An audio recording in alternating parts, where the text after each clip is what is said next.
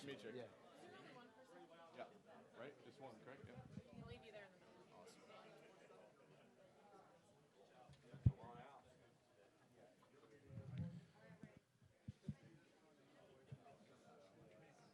All right, gang, we're going to keep this rolling. We are joined by Mini Tyrrell, driver of the number 14 Kaulig Racing Ram.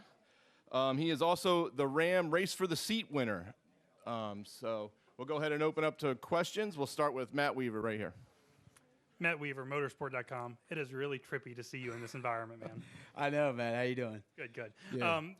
What it does is give me some flashbacks to, I think it was like 10 years ago, you had a press conference with Jeff Gordon at Richmond. Yeah. It was the first time that your name kind of came across my radar. And I'm curious, like what, over the last decade, from what you thought your career would look like to how it's turned out being here in this fashion, not according to script, right? Yeah, absolutely. I mean, I will never forget when I was doing Minnie's mission and charity work as a child, and Jeff had got wind of it when I was 8 years old and invited me to Martinsville. I'll never forget that I walked through that tunnel that day and walked out and said, I looked around and I looked at my mom and dad and I said, I'll be here one day. And it was really cool to kind of look back on those moments and, getting to meet Tony at that age too. I've got pictures of me and him at Richmond, and just such a special kind of moment to be able to work with that guy hand in hand and have him as a teammate, especially going into this race. So just really cool making the connections and seeing what I did when I was younger and being at this level. It's a dream come true, and I never thought that I would make it this far. And then, typically when someone goes to make their truck debut, like I said, it's kind of scripted. There's kind of this process, go late model racing, go ARCA racing, truck racing. And this all happened within a span of like 5 months from conception to here you are now. How do you even begin to, plan out how the season's supposed to go, your homework, given how quickly everything's happening? Yeah, it's certainly been very fast in the way it's happened. But I'm so thankful to Ram Trucks and Kaulig Racing for what they've done with the show, giving 15 guys an opportunity of a lifetime to be able to compete at this level. And all 15 of us were very in similar situations with not having the funding that's necessary to compete at these levels. And they took a shot, and a chance at a local grassroots guy that came from short track racing. So it's definitely not the ideal way to get in. I mean, it sounds amazing and it's a full-time ride, but if I had to pick or choose years ago, I would say, let me get in and get my feet wet at Martinsville, or have a lot more training time and really work on and study what I needed to do on the off season to be prepared for this moment. So, but luckily enough, everybody at Kaulig Racing, all the team members and crew chiefs are so wise and have been doing it for so long, and they're great coaches. My crew chief, Bruce Cook, on the 14 truck is an extremely good coach, and I'm very thankful to have the chance to work with him. So got a lot of people, a lot of preparation that I've been doing and trying to get myself up to speed. So I feel we're just as prepared as any of the rest of them coming into this one this weekend. Yes, sir. Thank you, Matt. All right, we'll go over here to Steven and then Claire. Steven Toronto, West Toronto 92 Network.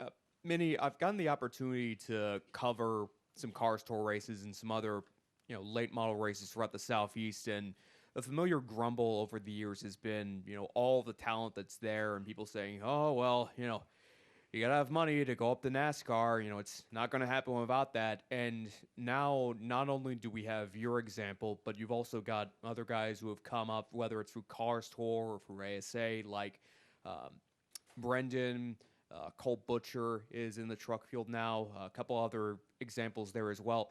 How much do you think the things have shifted in the past 5 years or even less to go from, maybe not, maybe a NASCAR career or career beyond, regional late model racing is kind of far-fetched, to realizing that, okay, now I can make it on talent. I don't have to have millions of dollars behind me in order to, get to this level and to make things like you have with Kaulig Racing now possible.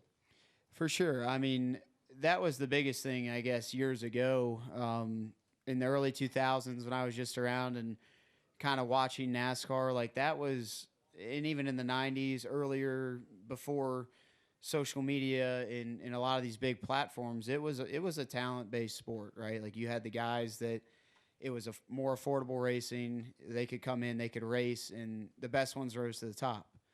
To where previously it kind of got very, political and money engulfed it in the sport, which as things advance and grow in today's day and age, that's what's going to happen.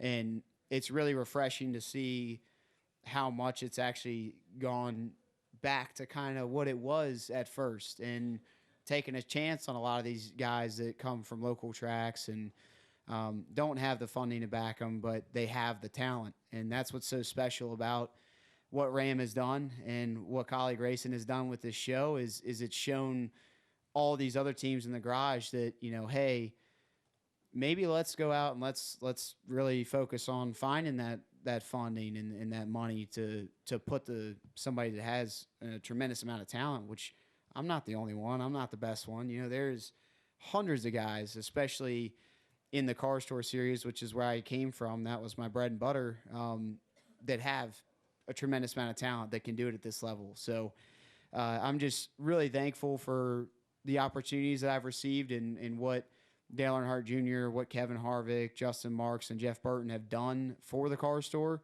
in their ownership and involvement from it, because I truly believe that without their involvement in it and what they've done to promote that grassroots level of racing, that I wouldn't be here today. So I'm very thankful to that.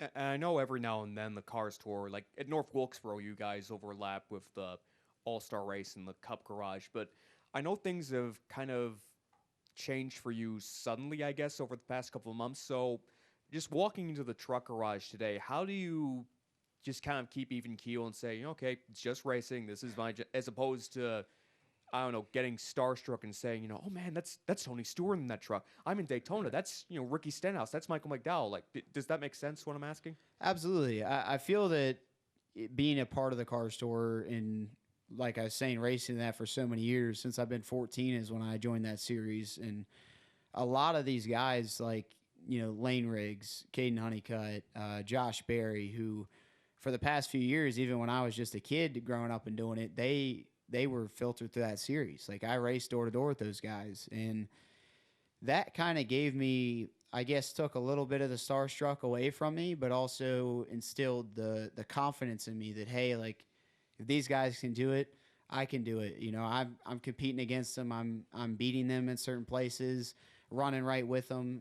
There's no reason that I couldn't go to that level and do the same things that they're doing. So it definitely was a little bit of a reset too, walking into here and seeing how many big names are here, how stacked the truck field is. I mean, you guys just talked to Cletus and Travis, like two guys that have been really cool part of me. Like when I was a kid growing up watching Travis Pastrana, like that was awesome, so it's definitely, you got to walk in and pick and choose, say, hey, that's cool. I'd like to meet that guy, get a picture. That's great. But at the same token, once these helmets goes on, we're not friends anymore when we hit the racetrack, and we're all wanting to win. We're all wanting to beat each other. So I just kind of blank it out. I've dealt with it before, and I'm not worried about it. It's race cars. It's another race, and I'm just going to get out there and do what I do best. Thanks, Manny. Best of luck this season. Thank you, sir. Stephen, right behind you. We'll go to Claire. Claire B. Lang, Dialed In Journal. It's interesting. I think about you having found out just recently that you had this opportunity. And so while you were hoping you would get it, you weren't able to ramp up to it. Has it been really fast and furious since then? And, what sort of preparation can you do in that fast speed? And what do you think you still need, or what are your worries? Yeah, absolutely. I mean, it certainly was kind of a shock factor because, I went into the show I don't ever set those. I mean, obviously the goal is to win, right? It's the same thing with racing. I want to go out there, I want to win. But I set those goals to what's going to make me happy, what's going to make Minnie happy, right? So going into the show, I just wanted to be myself. I wanted to perform the best I could to what I thought I could do. And I didn't have an expectation of I could win. I knew that every driver there was probably just as good and is a very, very good, competitor on the racetrack. So I just kind of took my side of it and did what Minnie does, and just tried to smile and wave and be the best I could be on the racetrack, and ended up coming up on top. And I didn't expect it at the time, but when it happened, I knew that my life was going to change. I knew that this is not just showing up on the weekend and driving a race car. This is a full-time job. I knew that required moving to North Carolina and being hands-on and physically a part of it every single day. So the biggest thing that I've done in the short amount of time to prepare is just focus on myself mentally, focus on myself physically, make sure I'm getting in shape and putting it all on the line, and making sure that I'm physically ready and prepared to drive these cars, because it is a long duration of time that I'm in there. So doing that, watching film, practicing on the simulator, just little things like that, and a lot of communication with my fellow teammates. That was the biggest thing that has been a vital role in helping me get prepared, is just talking to people, getting all the advice I can get. And then other than that, there's nothing that's going to get me more up to speed than actually being out there on the racetrack and doing it. So I look forward to taking the number 14 Ram 1500 out there this evening and laying some laps down. So what are you worried about? Nothing? I mean, you're always amped up and worried about something, right? As a driver, you can't be calm, cool, and collected forever. But I don't know. I think I did the ARCA test in January here, and I got the feel for the racetrack. So I think those kind of first-time nerves are wiped off of my shoulders. Yeah. But, yeah, it's another race, and it's at a tremendous level, and I'm glad to be called a professional at this point and be at this level. So there's nothing that I'm more excited about other than being a part of Kaulig Racing and driving a Ram 1500. Go have some fun out there. I will do. Thank you. Come up here, John. John Newby Fan Buzz. So you alluded to this a minute ago, but the conversations with your teammates, what are some of those things they're telling you? Because the first two races of your rookie season, both drafting tracks, but you also have teammates in Brendan and Justin who are very good at this style of racing. Yeah, for sure. I mean, we've had a lot of conversations, and most of them haven't necessarily been strictly on the super speedways or anything of that nature. Like, there's a whole. I mean, I didn't realize how crazy in depth everything gets at this level, right? It's not car store racing. I mean, I've never done a live pit stop before. That learning that was huge for me. Going and attending pit practice, which I tried to do as much as I could 3 days a week. I mean, that was vital in getting me prepared, because, I mean, that's a huge part of this sport that people don't realize. I mean, pitting that's those seconds you can make up on pit road could mean 5 spots. It can mean you could lose 10. So having those conversations with how pit road works, how drafting works, where do you need to position yourself, where to hit people, or not hit, but draft and bump draft around this racetrack. Those are all conversations I was having. I mean, watching a lot of film and previous races that have been run here in the Truck Series with Daniel Dye, we would sit down and do that at least once a week, and he would just give me pointers, see what this guy's doing, and this is not, you shouldn't do this. Don't bump draft through the tri-oval, stuff like that are all little things that I've just tried to put in the memory bank, so when I'm out there, I can focus on execute what I need to do.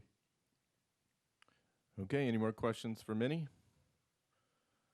All right, Minnie, we're looking forward to seeing those Ram trucks on the high banks. Good luck this weekend. Absolutely. Thank you, sir.